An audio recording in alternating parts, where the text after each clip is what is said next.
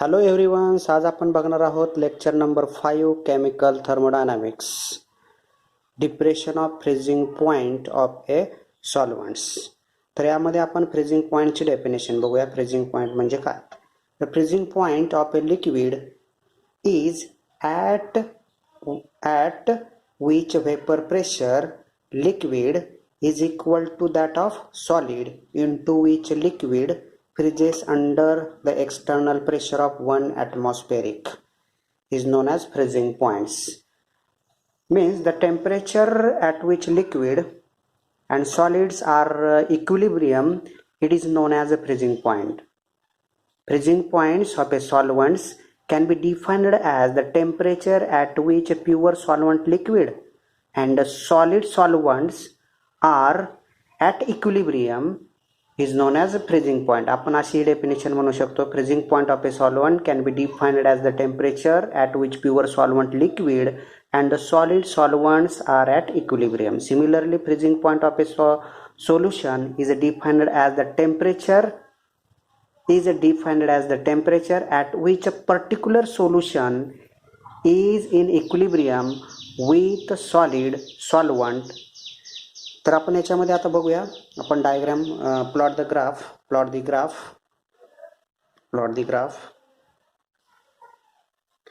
Vapour pressure versus temperature.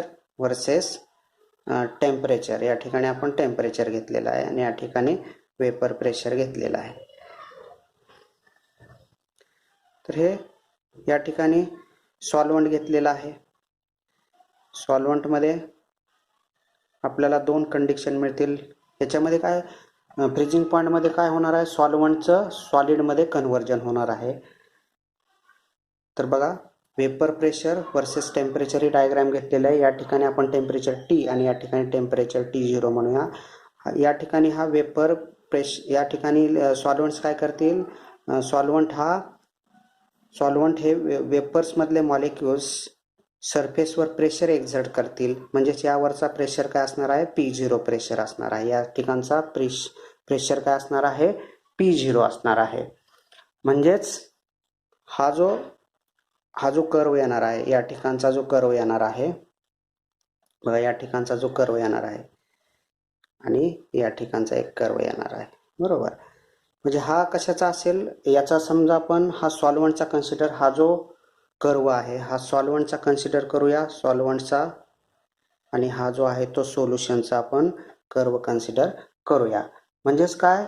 Vapour pressure of solid, बघा या ठिकाणी vapour pressure of solid solid consider केलं तर P0 at temperature T0, P0 at temperature T0. म्हणजे P0 pressure असेल at temperature T0 असेल and P dash, या ठिकाणी आपण P डॅश कन्सिडर करूया. P dash pressure at temperature T, at temperature T या ठिकाणी आपण हे सॉलिडसाठी, म्हणजे सॉल्व्हंटचं आणि सोल्युशनचं कन्व्हर्जन हे सॉलिडमध्ये होणार आहे. म्हणजे वेपर प्रेशर ऑफ सॉलिड असणार आहे. म्हणजेच काय असणार आहे? Vapour pressure of solid. त्यावेळेस vapour pressure of solid P0 at T0 and P dash at temperature T. Next बघा, याच्यामध्ये काय येणार? Vapour pressure of solution. ज्यावेळेस सोल्युशनचा वेपर प्रेशर असेल त्यावेळेस का बघा, प्रेशर P या ठिकाणी प्रेशर P म्हणूया.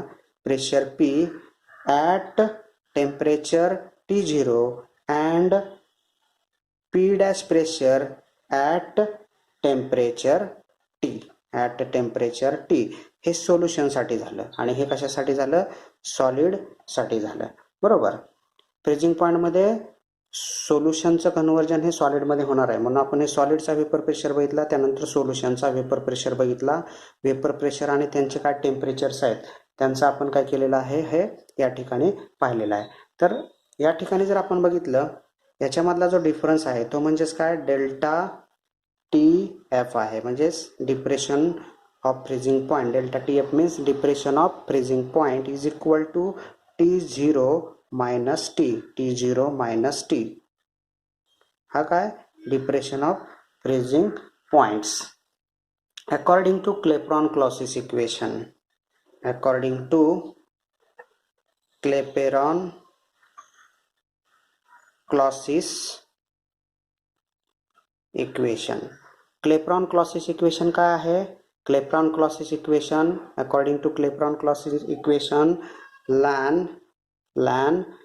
P dash upon P0 is equal to minus LS upon R 1 upon T minus 1 upon T0.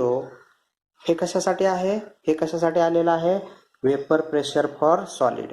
Vapour pressure for solid साठी आले. वेपर प्रेशर ऑफ सॉलिड साठी हे आलेलं आहे. वेपर प्रेशर ऑफ सॉलिड साठी हे आलेलं आहे.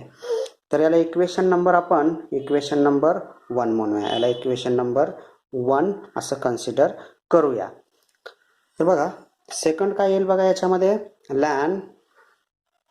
ln P dash upon P, ln P dash upon P is equal to minus LV upon R 1 upon T minus 1 upon T0. हे कशासाठी आलेलं आहे? वेपर प्रेशर ऑफ सोल्युशनसाठी आलेलं आहे. हे कशासाठी आलं? सॉलिडसाठी. आणि हे कशासाठी आलेलं आहे? सोल्युशनसाठी आलेलं आहे. याला इक्वेशन नंबर आपण 2 कन्सिडर करूया. Equation number 2. यामध्ये LS मीन्स काय आहे? LS means vapour pressure of sublimation. Vapour pressure of sublimation. Vapor pressure of sublimation. And LV means vapor pressure of liquid. Vapor pressure of liquid. Vapor pressure of liquid आहे. Vapour pressure of liquid आहे. आता equation 2 बघा. या ठिकाणी equation 1 बघा. यामध्ये आपण कसं लिहू शकतो equation 1? Therefore equation 1 we can write ln P dash upon P0 is equal to minus LS upon R. या ठिकाणी डिनॉमिनेटरला T इंटू T0 आणि न्यूमरेटरला काय येणार? T0 minus T. Equation number याला म्हणूया इक्वेशन नंबर 3. त्यानंतर हे इक्वेशन 2 becomes काय येईल? Therefore equation 2 becomes similarly ln P dash upon P is equal to minus LV upon R. न्यूमरेटरला T into T0 means T0 minus T. Equation number 4. या ठिकाणी equation number काय आलेला आहे? 4 आलेला आहे. इक्वेशन 4 आलेला आहे. आता but T0 minus T is equal to delta TF. या ठिकाणी बघा बरोबर. Therefore इक्वेशन 3 becomes इक्वेशन 3 या ठिकाणी आहे काय येणार? ln P dash upon P0 is equal to minus LS upon R delta TF upon T into T0. But T into T is equal to T0 is equal to T. T0 is equal to T म्हणजे T0 चा काय येणार? या ठिकाणी square येणार. T0 चा square येणार. Therefore ln equation 4 similar equation 4 becomes ln P dash upon P is equal to minus LV upon R delta TF upon T0 square. Equation number 5 and equation 6. Subtract next step बघा. Subtract equation 5 and 6 यांना subtract करायचं. ह्यांचं subtraction म्हणजे काय? Deviation. Natural log आहे म्हणजे deviation आहे. म्हणजे पी डॅश कॅन्सल होईल, ह्या पी वरती जाईल आणि हा P0 खाली येईल. म्हणजे हा पी न्युमिरेटरला जाईल, P0 हा डिनॉमिनेटरला. म्हणजे या ठिकाणी काय येईल? लॅन P अपॉन P0 येईल. बरोबर. ह्या दोन्हीमध्ये असं केल्यानंतर is equal to minus LS minus LV. LS minus LV. RR काय हे कॅन्सल होऊन जाईल. RR काय होईल? कॅन्सल होऊन जाईल. इज इंटू हे काय कॉमन आहे दोन्ही म्हणजे डेल्टा TF अपॉन R, नाही सॉरी हे R आहे ते या ठिकाणी RT0 स्क्वेअर या ठिकाणी येईल. सॉरी हे R ह्याला मल्टिप्लाय होऊन RT0 स्क्वेअर या ठिकाणी येईल. म्हणजे इक्वेशन नंबर याला म्हणूया इक्वेशन नंबर 7 या ठिकाणी आपल्याला मिळालेला आहे. But LS minus LV vapor pressure of sublimation minus vapor pressure of liquid is equal to LF, latent heat of fusion. LF means latent heat of fusions. Therefore equation 7 becomes ln P upon P0 is equal to minus LF into delta TF upon RT0 square.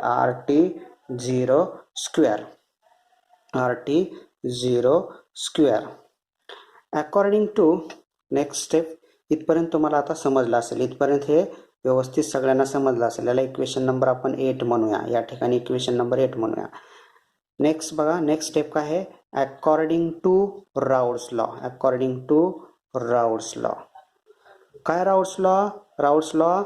P upon P0 is equal to 1 minus x2 हा Raoult's law आहे. बरोबर. म्हणजे P upon P0 ची value काय? 1 minus x2 आहे. Put the value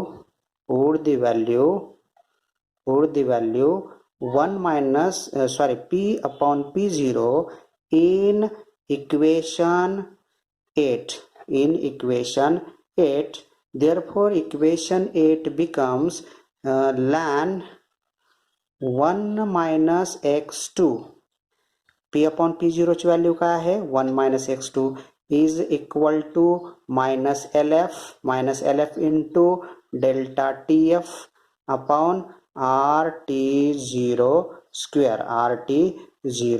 square. इथपर्यंत तुम्हाला समजलं असेल. याला इक्वेशन नंबर काय म्हणूया आपण? इक्वेशन नंबर या ठिकाणी 9 कन्सिडर करू. Equation number 9. According to next step बघा. According to log series. Log series काय आहे आपली? लॉग सिरीज काय आहे? ln 1 minus x2 is equal to minus x2 raised to 2 upon 2 minus x2 raised to 3 upon 3 ही log series आहे. But x is very small. x काय याच्यामध्ये? Very small आहे. x is very small. Therefore ln 1 minus x2 is equal to minus x2. Therefore equation 9 becomes minus x2 is equal to minus LF into delta TF upon RT0 square. Equation number 10. या ठिकाणी काय मिळालं आपल्याला? Equation number 10 या ठिकाणी आपल्याला मिळालेलं आहे. तर याच्यामध्ये आपण हे दोन्ही काय झालं? प्लस झालेलं आहे. दोन्ही काय झालेलं आहे? या ठिकाणी प्लस झालेलं आहे. आता इक्वेशन 10 जर आपण रिअरेंज केलं तर काय येणार? Delta TF is equal to equation 10 rearrange.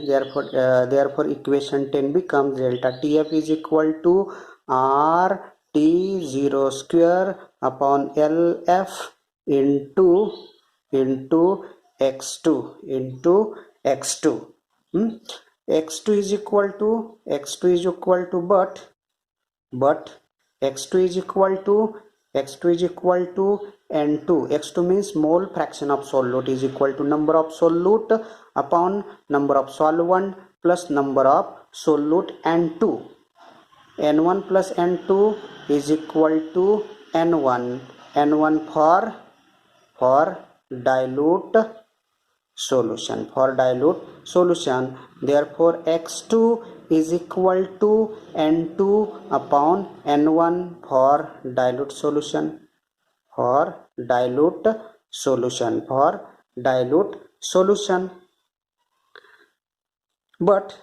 But number of solute is equal to weight of solute W2 upon molecular weight of solute upon molecular weight of solute. Similarly, number of solvent is equal to weight of solvent W1 upon molecular weight of solvent M1. Therefore x2 is equal to N2 ची value काय आहे W2 upon M2 into केल्यानंतर काय होणार हे M1 न्यूमरेटरला जाईल आणि W1 डिनॉमिनेटरला येईल. ही x2 ची व्हॅल्यू आपल्याला या ठिकाणी मिळालेली आहे. Put the value x2 in equation या ठिकाणी इक्वेशन 11 म्हणूया. Put the value x2 in equation 11. Therefore equation 11 becomes delta TF is equal to RT0 square upon LF into W2 upon M2 into M1 upon W1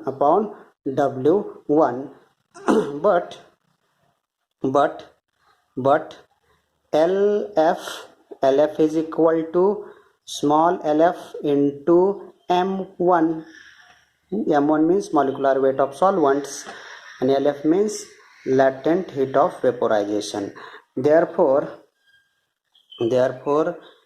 equation 12 becomes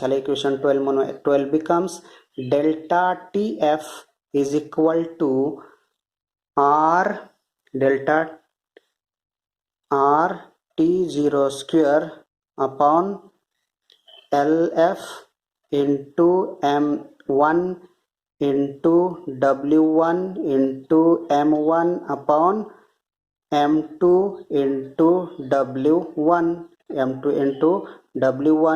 M1 get cancelled. Therefore delta TF is equal to RT0 square upon LF into W1 upon M2 into W1. Equation number 13. Delta TF is equal to RT0 square upon LF into W2 upon M2 into W1. Equation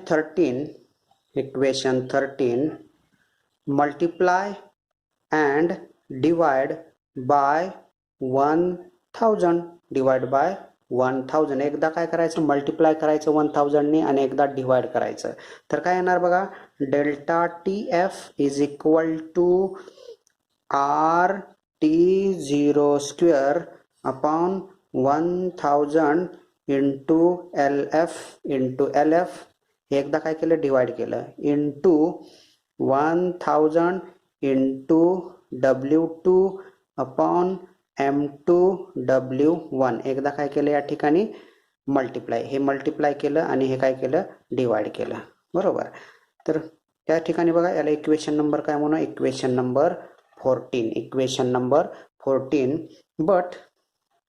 but RT0 square upon 1000 into LF is equal to KF and KF is equal to cryoscopic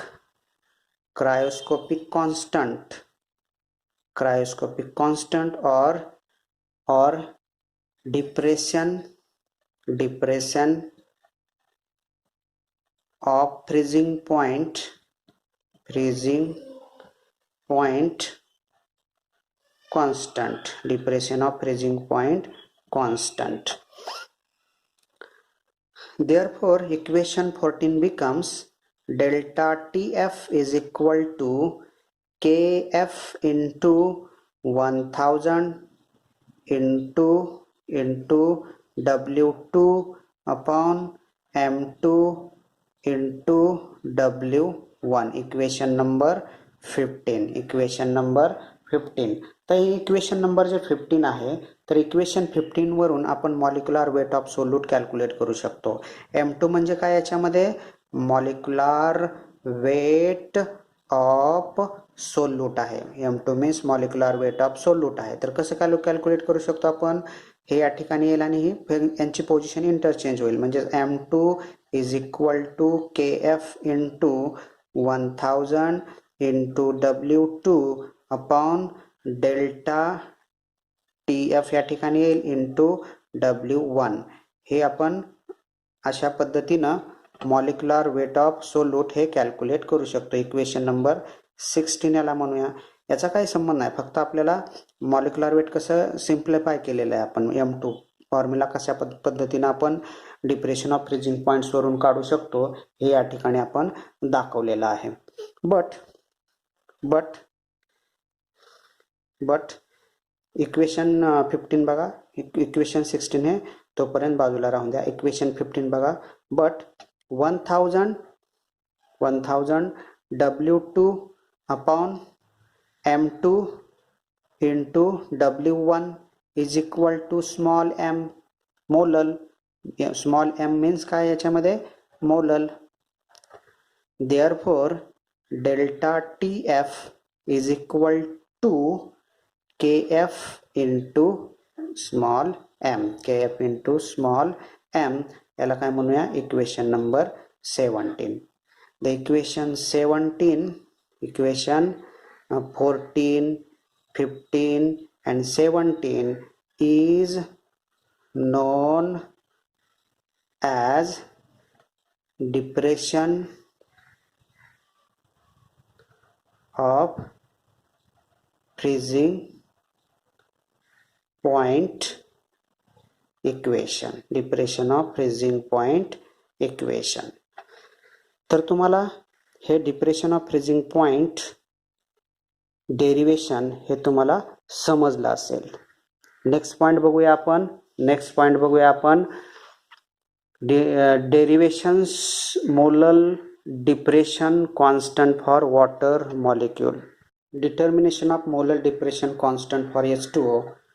The molar depression constant is denoted by Kf and Kf is known as cryoscopic constant. त्याला cryoscopic constant असं पण आपण म्हणतो, cryoscopic constant पण म्हणू शकतो, depression of freezing point constant म्हणू शकतो, किंवा आणखीन त्याला मोलल डिप्रेशन कॉन्स्टंट पण म्हणू शकतो. मोलल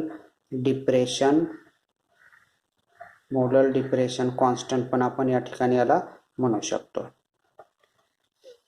तर KF डेरिवेशन मध्ये बघितले आपण, डेरिवेशन मोलर डिप्रेशन कॉन्स्टंट मध्ये डेरिवेशन मध्ये बघितलंय. KF इज इक्वल टू काय formula, RT0 square upon 1000 into LF हा फॉर्म्युला आपण बघितलेला आहे.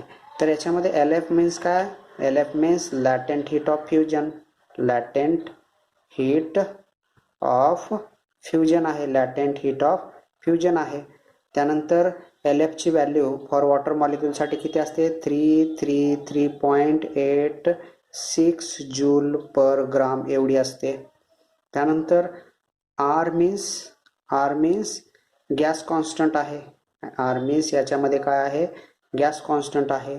आणि गॅस कॉन्स्टंटची व्हॅल्यू किती असते, 8.314 जूल पर केल्विन पर मोल. त्यानंतर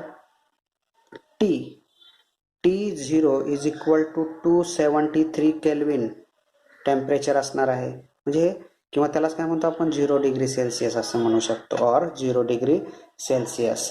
तर आपल्याला वॉटरचा क्रायोस्कोपिक कॉन्स्टंट काढायचा आहे.